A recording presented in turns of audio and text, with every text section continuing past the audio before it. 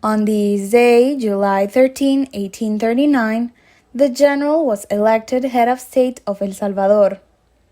Head of State of El Salvador, portrait of Francisco Morazán in the Hall of Former Presidents of the Legislative Assembly of Costa Rica, painted by Aquiles Bigot.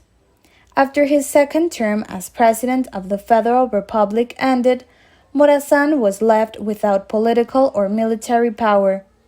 On July 13, 1839, however, the general was elected head of state of El Salvador. When Rafael Carrera and the conservatives of Guatemala realized the new role he played, they decided to declare war on El Salvador. The general had become the very personification of the Federation. He was the body and soul of the 1824 Constitution, and eliminating him meant ending any ideas or hopes that had reminded of the Federation.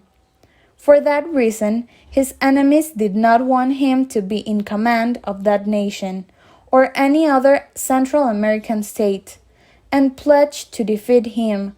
On July 24, 1839, Nicaragua and Guatemala entered into an alliance treaty against the Morazán government in El Salvador.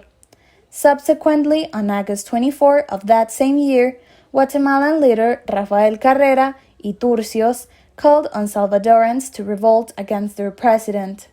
These calls provoked some uprisings, which were crushed with much effort by the government. Not succeeding internally, the general's enemies formed an army composed of Honduran and Nicaraguan troops. On September 18, 1839, Morazán was in El Salvador to prevent the advance of Francisco Ferrera's hosts. But in San Salvador, a mutiny occurred and the square was controlled by Pedro León Velázquez.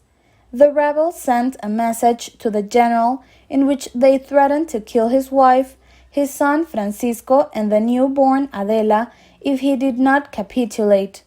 But Morazán responded with these memorable words: "The hostage that my enemies hold are sacred to me and speak very loudly to my heart.